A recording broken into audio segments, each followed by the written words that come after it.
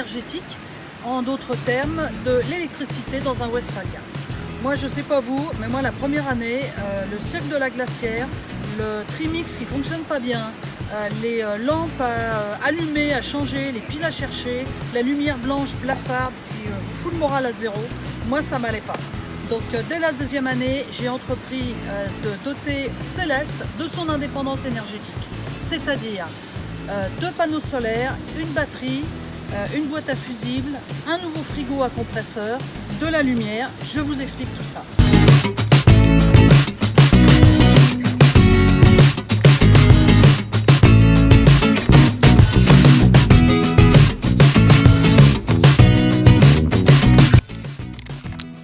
J'ai fait le choix de 2 panneaux flexibles parce que sur un toit comme Céleste, c'est beaucoup plus pratique et surtout beaucoup moins lourd. Donc j'ai 2 panneaux flexibles de 100 watts chacun.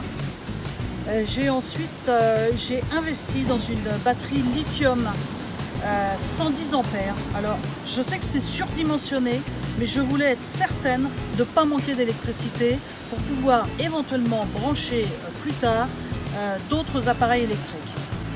Donc depuis les panneaux solaires, je suis passée par le toit et je descends dans le garde-robe et là j'ai pu brancher le contrôleur solaire. Moi dans le kit il y avait un tout petit contrôleur solaire, je voulais absolument un MPPT parce que ça gère beaucoup mieux le courant qui arrive et j'ai fait le choix d'un Renogy, un contrôleur solaire 20 ampères, il fonctionne très très bien, il me donne... Sitôt qu'il y a un petit peu de luminosité, ça fournit un petit peu de courant, pas beaucoup, mais un petit peu de courant. Et quand c'est plein soleil, franchement, ça donne quasiment le courant annoncé par le constructeur.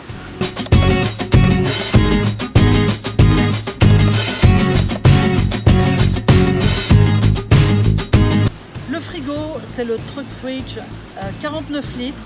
Très pratique, il va exactement dans l'emplacement avec quelques petits ajustements. Moi je n'y connais rien et j'ai réussi à le faire, donc je vous assure que vous êtes capable de le faire. C'est très pratique. J'ai pris le frigo 12 volts et électricité, mais à la réflexion le 12 volts suffisait, mais sait-on jamais.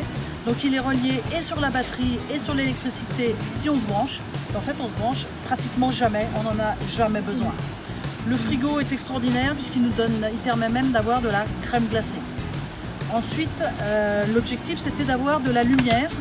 Donc j'ai mis une petite lumière d'aile très pratique, payée une quinzaine de dollars chez Amazon, je vais vous mettre les références.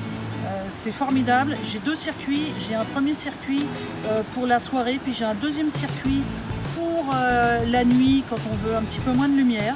Ça consomme rien et ça fait une belle lumière chaude. Ensuite j'ai mis un inverteur, j'avais pas beaucoup de choses à brancher dans l'immédiat, donc c'est un 350 watts, mais je pense que je peux brancher beaucoup plus, mais j'en avais pas besoin, donc ça permet de brancher un laptop, éventuellement une petite télé si on veut se mettre des films de Netflix, et pourquoi pas une petite cafetière, une toute petite cafetière, peut-être même en changeant l'inverteur pour un 500 watts. Et puis, chose importante pour nous les filles, ça permet également de recharger son épilatrice. Donc c'est pas rien. Donc voilà, pour le moment, à date, c'est pas mal ça. Il y a des prises USB partout. La batterie n'est pas reliée à l'autre batterie. C'est un circuit complètement indépendant et alimenté uniquement par le solaire.